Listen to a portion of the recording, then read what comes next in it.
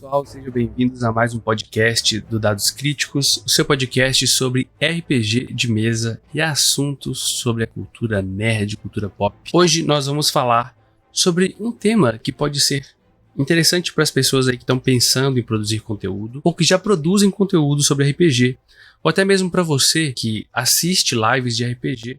É esse o tema, né? Como você leu aí no título antes de clicar para ouvir esse podcast. Eu queria falar um pouco hoje, devanear como eu faço nesses podcasts onde eu fico falando aqui sobre minha opinião. Eu queria falar um pouco sobre a minha experiência em fazer lives de RPG, ter algumas reflexões em relação a esse assunto e até, quem sabe, isso possa servir como alguma dica ou como uma experiência mesmo compartilhada aí para quem está pensando em fazer conteúdo ou até mesmo para você rever a forma como você assiste esses conteúdos, né? Tem um lema lá nas lives que eu faço do canal, que é um lema que eu adotei há um tempo e que eu acho que ele diz muito sobre o modo como eu penso as lives de RPG do meu canal. Que o lema é o seguinte: essa live não é para ser assistida. Eu falo isso no início das lives, no meio, durante, assim, e eu gosto de ressaltar isso tanto para quem vai jogar comigo em live, quanto para quem vai assistir a live. E fica parecendo, de certa forma, para quem chega no canal a primeira vez, ou talvez seja a primeira vez que você tá ouvindo isso, você acha assim, nossa, mas você tá fazendo uma live e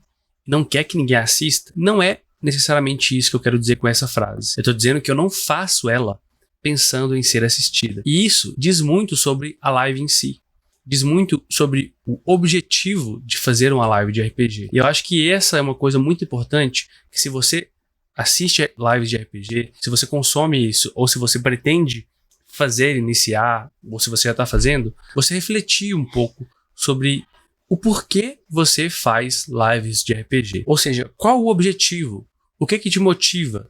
O que seria uma live de RPG bem sucedida para você? Para a gente saber o que é bem sucedido, a gente teria que olhar para esse porquê, esse motivador, aonde você quer chegar. E a gente passa a ver aqui uma distinção muito tênue entre o RPG como jogo e o RPG como show, como mídia para ser assistido. E muitas vezes o que motiva a pessoa a começar a fazer a live de RPG é porque ela gosta tanto daquele grupo, gosta tanto da aventura, ela está tão apaixonada por aquele jogo que eles estão jogando, que ela gostaria de compartilhar isso com outras pessoas, essa emoção, aquilo que ela está sentindo. E aí começa-se a fazer e a reproduzir isso, né? Muitas vezes simplesmente com o intuito de gravar, e muitas vezes você gosta tanto daquilo que você faz que você fala, nossa, se outras pessoas vissem isso, elas iam ficar loucas, né? Porque os meus jogadores ficam, ou então meu mestre fica quando a gente joga assim, então por que outras pessoas não poderiam gostar também? E a grande questão disso, né, é que quando você passa a fazer qualquer coisa e você está sendo observado, e você sabe que você está sendo observado, a coisa que você está fazendo, ela invariavelmente muda o modo como você faz, seja perceptivelmente ou imperceptivelmente, num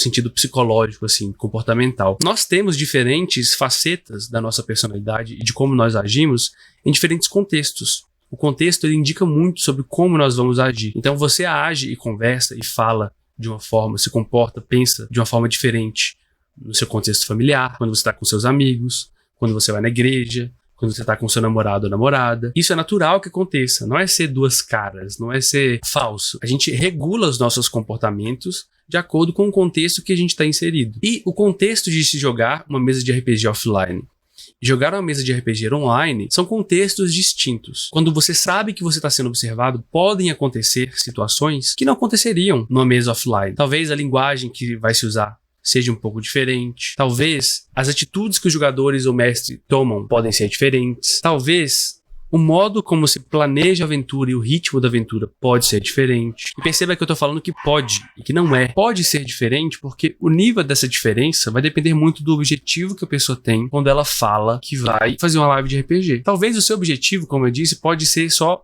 guardar aquilo ali para a posteridade, para que depois vocês se lembrem, né?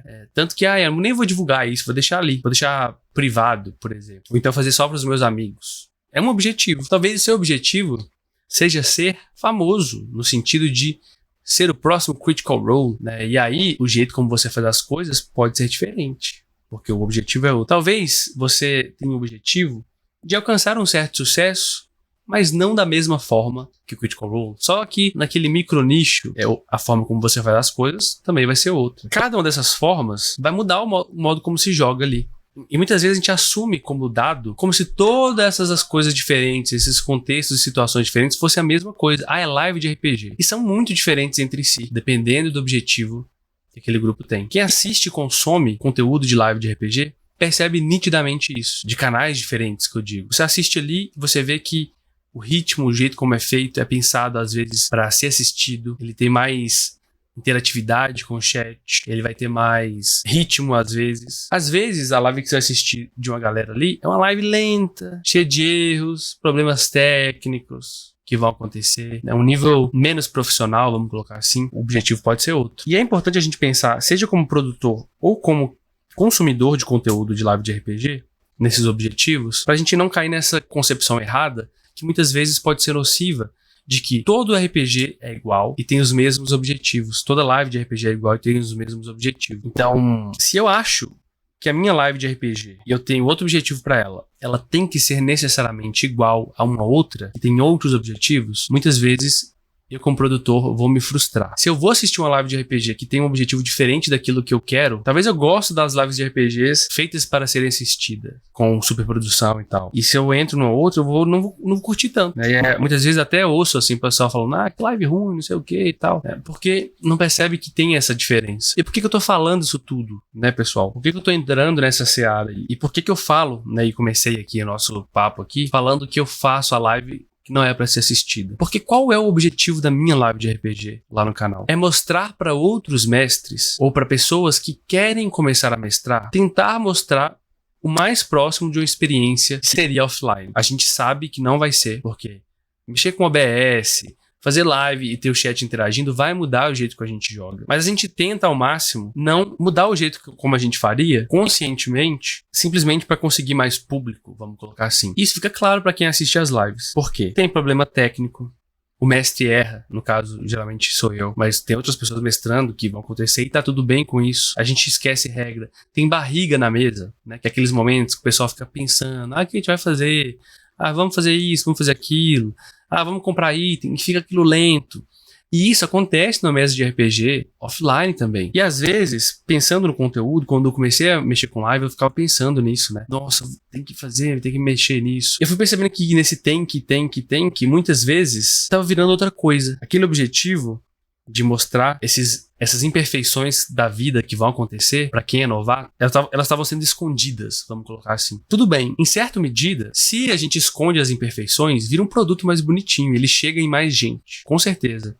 E aí eu tenho a chance de impactar mais novatos, mais pessoas e furar a bolha. Mas, ao mesmo tempo, quando eu mostro essas imperfeições, eu mostro para aquela pessoa que é novata que ela não precisa ser perfeita. Que a mesa dela não tem que ser igual à mesa de ninguém, que ela pode estabelecer e criar um próprio jeito de mestrar e que ela pode errar a regra, ela pode fazer um combinado ali com a galera na hora, que ela pode se frustrar, que ela pode às vezes ter uma mesa ruim, vai acontecer. Tem dia, gente, não sei se você já joga RPG há muito tempo que tá me ouvindo, mas tem dia que a gente joga umas mesas, umas sessões na verdade, que era melhor nem ter jogado. Eu saí mais chateado jogando do que não jogando. Por quê? Acontece isso no RPG de verdade, é uma relação social e relações sociais tem isso. Tem dia que a gente não tá bem, tem dia que o jogo não flui, tem dia que eu não consigo entrar no personagem, tem dia que meu colega ali tá em outra frequência, tem dia que eu não conecto com a história. Isso vai acontecer e eu tento manter isso nas lives. Tem um preço, tá? O preço é a quantidade de views. Não vai ser uma live palatável para qualquer pessoa. Não é todo mundo que tá disposto a lidar com esses erros, a ver essas falhas, a lidar com esse tempo. Não é um produto, como eu tô dizendo. E não tem nada errado. Não entenda errado. Eu não tô criticando quem faz como um produto. Eu acho que tem seu lugar e tem esse lugar importante na divulgação do jogo, desde que também seja entendido como isso, né? O problema é que muitas vezes a gente não toma consciência desse porquê e a gente começa a se cobrar. E eu falo de experiência própria, tá? Que a nossa mesa seja daquela forma. Eu já falei isso anteriormente, né? Então, é um preço a se pagar, mas é um preço que, pelo objetivo do meu canal, eu tô disposto a pagar. Poderia fazer algo mais bem feito? Poderia investir mais? Poderia. Eu poderia selecionar pessoas selecionadas baseado no quanto de views elas trariam pro canal? Poderia. Mas eu prefiro ir chamando pessoas que eu quero jogar, que eu quero conhecer, como eu faria offline mesmo. Às vezes as pessoas que eu passo até contato é porque elas já têm outro canal, já produzem conteúdo. Mas isso é só um porém. E perceba, isso é o meu caso. Não tem nada errado em fazer de outra forma. Eu só tô tentando propor essa conversa aqui porque eu acho que é algo que eu, pelo menos, não vejo muita gente conversando sobre. Até porque pouca gente tem contato com muitas pessoas que produzem live de RPG, sabe? Então, se você pensa em produzir live de RPG, se você quer começar a produzir um conteúdo de RPG que seja, pense aí qual que é o seu objetivo. Eu dei o exemplo do meu aqui, que é um objetivo didático, que é mostrar para outras pessoas que é possível, que às vezes tentar furar essa bolha no sentido de mostrar que o papel de mestragem não é tão difícil assim, não é esse bicho de 7 cabeças. Mas assim, como eu disse, fazer a live não é a mesma coisa que jogar offline, não é mesmo. Tanto que se você pretende fazer live de RPG, eu poderia dar um conselho que eu aprendi nesses anos fazendo live. Não deixe para jogar todas as suas lives e aquilo que você quer em live, porque é diferente. E com o tempo você vai começar a sentir essa diferença e pode até virar uma obrigação. Porque... E por que eu tô falando isso? Porque não sei se você já escutou aquele episódio do podcast onde eu falo sobre RPG e burnout, sobre esse cansaço, essa estafa. Quando a gente passa a fazer o nosso hobby só por obrigação, algo que a gente diverte, aquilo deixa de ser muitas vezes uma diversão. Muitas vezes você pode pensar, mas se eu já vou jogar essa mesa mesmo e já é online, por que eu não gravo? Vou estar perdendo a oportunidade de produzir conteúdo. Mas vai por mim, nem todo lazer precisa ser produtivo. Na verdade, o lazer em si, ele nem tem que ser produtivo, ele é, em última instância, algo inútil. O que eu quero dizer com algo inútil? Algo que ele não tem uma utilidade fora dele. Por exemplo, um copo. Para que serve um copo? Ele tem uma utilidade, não tem? Que é parar ali um líquido para que você possa beber. Então a utilidade do copo está fora dele. Agora, qual que é a utilidade, muitas vezes, de um objeto de arte, um quadro? Você até pode falar, a utilidade dele é fazer ficar feliz. A função dele, a utilidade dele é fazer a gente pensar sobre quem nós somos. Mas você percebe que ele não tem uma utilidade que você bate o martelo e fala essa. É subjetivo, porque em última instância a arte é inútil, porque ela tem que ser assim, pelo seu caráter subjetivo, de cada pessoa entender a arte, interpretar de uma forma. Às vezes o que eu vejo como arte não é o que você vê como arte. É lógico que tem caráteres objetivos para você considerar, né? A gente tá falando aqui de relativizar tudo, estou tentando abrir aqui um parâmetro, né? Criar um parâmetro aqui pra gente pensar que o seu lazer, ele não tem que ser para algo. Você pode jogar RPG só porque você quer jogar RPG. Eu tenho que jogar RPG porque eu tenho que produzir vídeos pro canal. Não.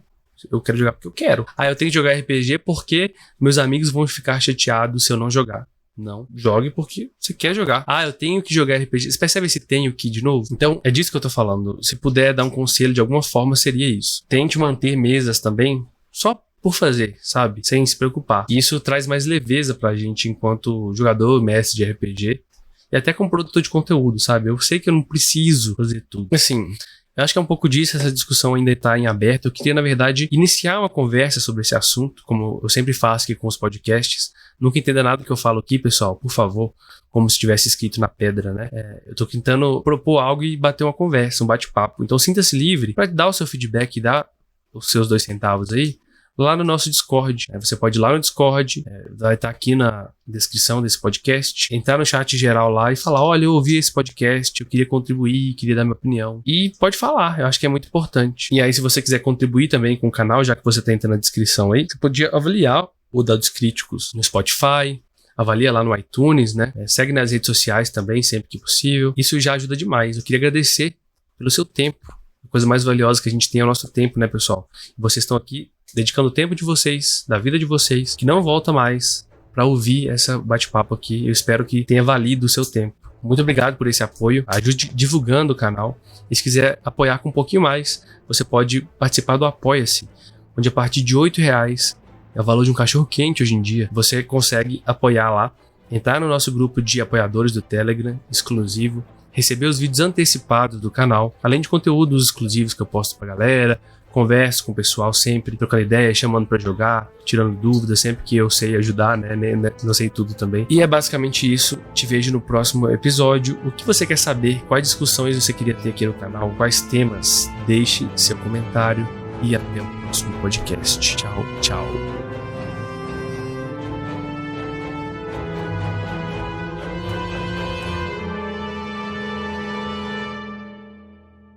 Este podcast foi editado pelo Dados Críticos.